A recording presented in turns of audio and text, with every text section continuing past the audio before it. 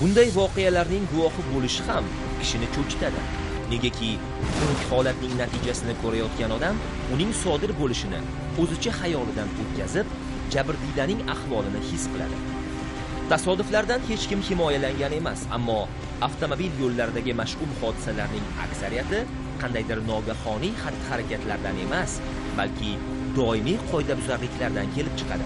Demak, yo'l harakati qoidalariga asoslanib harakatlanish kerak. Yo'l harakati qoidalarini qo'pol ravishda buzish oqibatida mana bunday yo'l transport hodisalari kunda-kunora ko'chalarimizda ro'yxatga olinmoqda. 2 va undan ortiq transport vositalari ishtirokidagi to'qnashuvlar kishiga ziyon keltirmoqda. Harakatlanish chog'ida uyali aloqa vositasidan foydalanish mana bunday yo'l transport hodisalariga sabab bo'lishi ko'p bor kuzatilgan. Negaki, haydovchi chalg'iydi. Butun diqqat e'tibori telefonda bo'lib qoladi. Oldindagi transport vositasini ko'rmaydi. Spirtli ichimlik iste'mol qilgan haydovchi yo'ldagi holatni to'g'ri baholay olmaydi. E'tibor bering, yo'lda yuk mashinasi ko'ndalang tarzda joylashgan. Uning yonidan Nexia o'rin egallagan. To'g'ri kelib Kamazga urilgan transport vositasining haydovchisiga yordam ko'rsatish uchun odamlar shoshilishmoqda. Lekin ular negadir darhol o'z joylarini tark etishdi.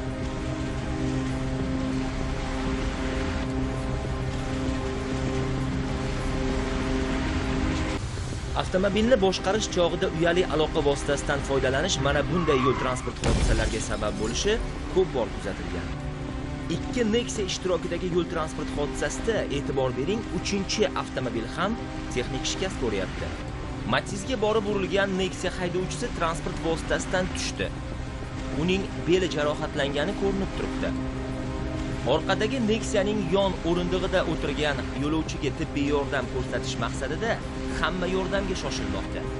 Ammo oldindagi Nexianing haydovchisiga e'tibor bering, u yana transport vositasiga o'tirib, telefonini olib, kimgadir qo'ng'iroq qilish bilan ovora. Xush holatda avtomobilni boshqarish oqibatida mana bunday yo'l transport hodisalari kuzatilishi tajribadan ma'lum. Ayniqsa, bunday to'qnashuvlar kunning qorong'u vaqtlarida ro'y beradi. Tungi vaqtlarda sodir bo'ladigan yo'l transport hodisalari tahlil etib ko'rilganda, spirtli ichimlik iste'mol qilgan holatda transport vositasini boshqarish asosiy o'rinlarda turar ekan. Bu statistik kuzatuv natijalaridir. To'xtash qoidalarini buzish ekraningizdagi o'xshash yo'l transport hodisalarini keltirib chiqarishi mumkin. Chap tomondagi mo'jaz avtobusga e'tibor bering-a. Cobalt uni urgan zahotda to'xtab turgan transport vositasiga borib to'qnashdi. E'tibor beryapsizmi? Bir haydovchining xatoligi tufayli 3 ta transport vositasi texnik shikastlanmoqda. Charchash, toliqish tufayli transport vositasini boshqara olmaslik holatida haydovchi yo'l transport hodisasini sodir etadi. Bu ayniqsa chorrahalarda ko'proq ko'zga tashlanadi.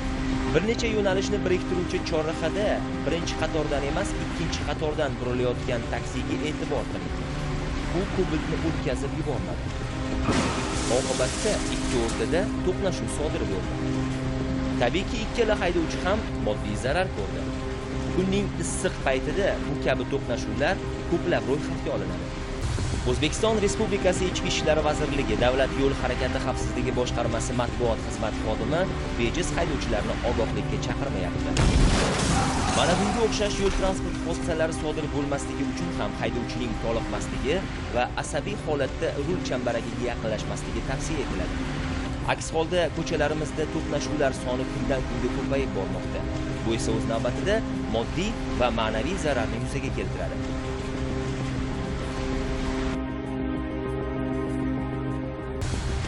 Transport vositasini haydovchilik malakasiga ega bo'lmay turib boshqarish to'qnashuvlarga sabab bo'lishi ko'p bor kuzatilgan. Damas haydovchisi burilayotgan chog'da o'ziga nisbatan chap tomondan kelgan avtomobilni ko'rmadi. Natijada uning ustiga chiqib ketishiga bir baxya qoldi.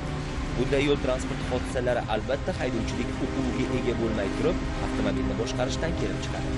Qarama-qarshi harakatlanish hayot uchun xavfli ekanini har bir haydovchi yaxshi biladi. Shunga qaramasdan, shoshilish hissining ustunligi tufayli 5-10 daqiqani tejab qolaman degan maqsadda qarama-qarshi harakatlanib, yo'l transport hodisasiga sabab bo'lishadi. Poytaxtimizdagi chorrahalarga o'rnatilgan video kuzatuv moslamalari orqali aniqlangan yo'l transport hodisalarini kuzatib, hayron qoladi kishi. Qiziq, Haydovchi nima qilmoqchi bo'ldi-yu, nimaga erishdi? Yuk mashinasi, qizil rangdagi yuk mashinasi to'g'riga qarab harakatlanyapti. Uning yonidagi Matizga e'tibor bering. Haydovchi bu yerda nima qilmoqchi bo'ldi? Tushunmaydi. Buni nafaqat yuk mashinasining egasi, balki Matiz haydovchisining o'zi ham tushunmagan bo'lishi tabiiy.